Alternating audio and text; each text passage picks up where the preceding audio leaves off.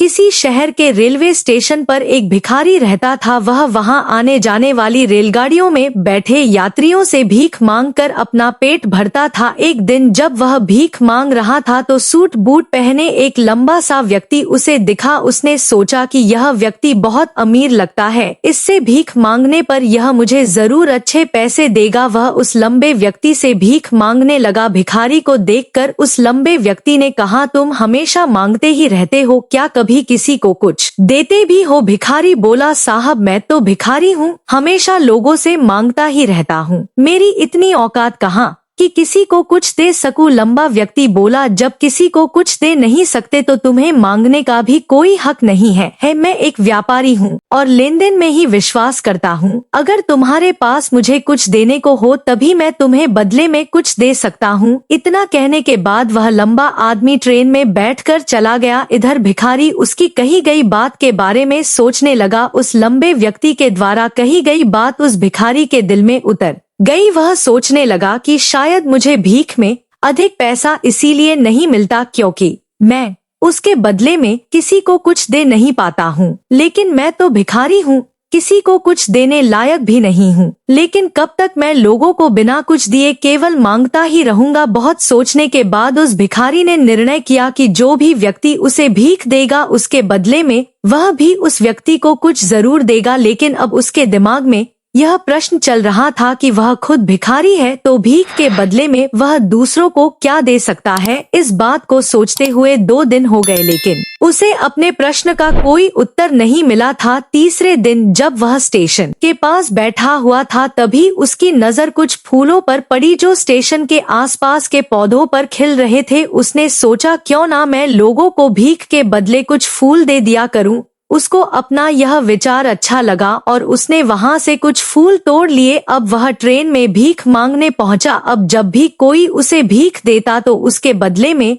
वह भीख देने वाले को कुछ फूल दे देता। उन फूलों को लोग खुश होकर अपने पास रख लेते थे। अब भिखारी रोज फूल तोड़ता और भीख के बदले में उन फूलों को लोगों में बांट देता था। कुछ ही दिनों में उसने महसूस किया कि अब उसे बहुत अधिक लोग भीख देने लगे हैं। वह स्टेशन के पास के सभी फूलों को तोड़ लाता था। जब तक उसके पास फूल रहते थे तब तक उसे बहुत से लोग भीख देते थे। लेकिन जब फूल बांटते बांटते खत्म हो जाते तो उसे भीख भी नहीं मिलती थी। अब रोज ऐसा ही चलता रहा। एक दिन जब वह भीख मांग रहा था तो उसने देखा कि वही लंबा व्यक्ति ट्रेन में बैठा है जिसकी वजह से उसे भीख के बदले फूल देने की प्रेरणा मिली थी। वह तुरंत उस व्यक्ति के पास पहुंच गया और भीख मांगते हुए बोला, आज मेरे पास आपको देने के लिए कुछ फूल है, आप मुझे भीख दीजिए तो बदले में मैं आपको कुछ फूल दूंगा। उस लंबे व्यक्ति ने उसे भीख के रूप में कुछ पैसे दे दिए और भिखारी ने कुछ फूल उसे दे दिए। उस लंबे व्यक्ति को बात बहुत पसंद आई। वह बोला, वाह क्या बात है, आज तुम भी मेरी तरह एक व्यापारी बन गए हो। इतना कहकर फूल लेकर वह लंबा व्यक्ति अपने स्टेशन पर उतर गया। लेकिन उस लंबे व्यक्ति द्वारा कही गई बात एक बार फिर से उस भिखारी के दिल में उतर गई। वह बार बार उस लंबे व्यक्ति के द्वारा कही गई बात के बारे में सोचने लगा और बहुत खुश होने लगा। उसकी आंखें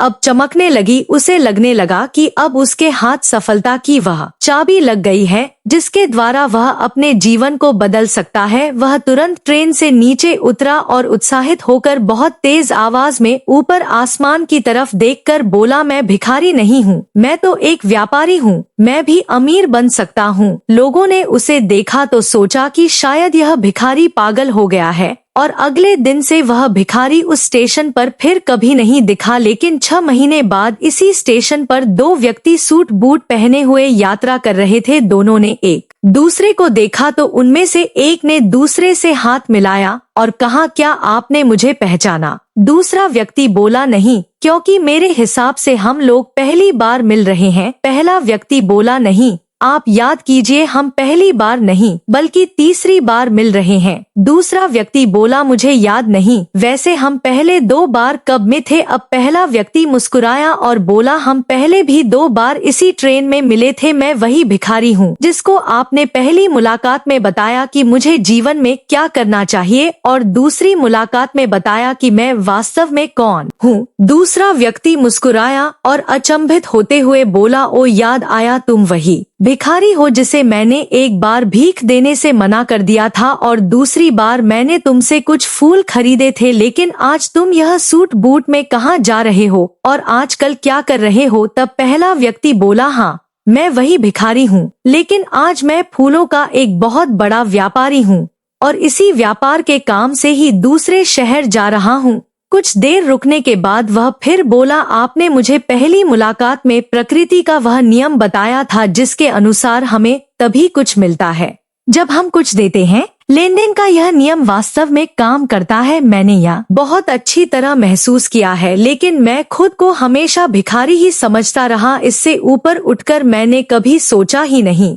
और जब आपसे मेरी दूसरी मुलाकात हुई तब आपने मुझे बताया कि मैं एक व्यापारी बन चुका हूँ। अब मैं समझ चुका था कि मैं वास्तव में एक भिखारी नहीं बल्कि व्यापारी बन चुका हूँ। मैंने समझ लिया था कि लोग मुझे इतनी भीख क्यों दे रहे हैं, क्योंकि वह मुझे भीख नहीं दे रहे थे बल्कि उन फूलों का मूल्य चुका रहे थे। सभी लोग मेरे फूल खरीद रहे थे क्योंकि इससे सस्ते फूल उन्हें कहाँ मिलते। मैं लोगों की नजरों में एक छोटा व्यापारी था, लेकिन मैं अपनी नजरों में एक भिखारी ही था। आपके बताने पर मुझे समझ आ गया कि मैं एक छोटा व्यापारी हूँ।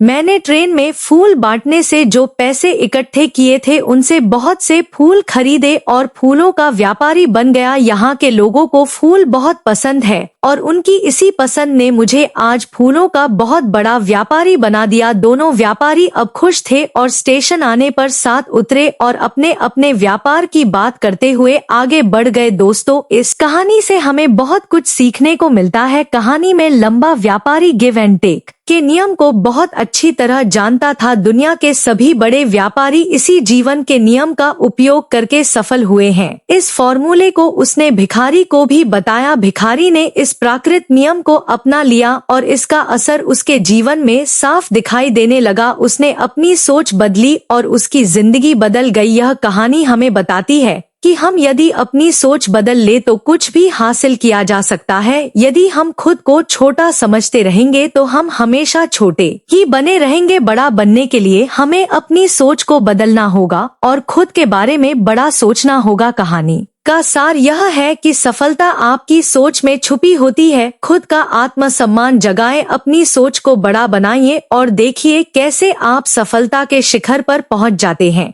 अगर आपको यह कहानी पसंद आई हो तो वीडियो को लाइक करें, शेयर करें और चैनल को सब्सक्राइब करना न भूलें। मिलते हैं फिर एक और ऐसे ही कहानी के साथ। धन्यवाद।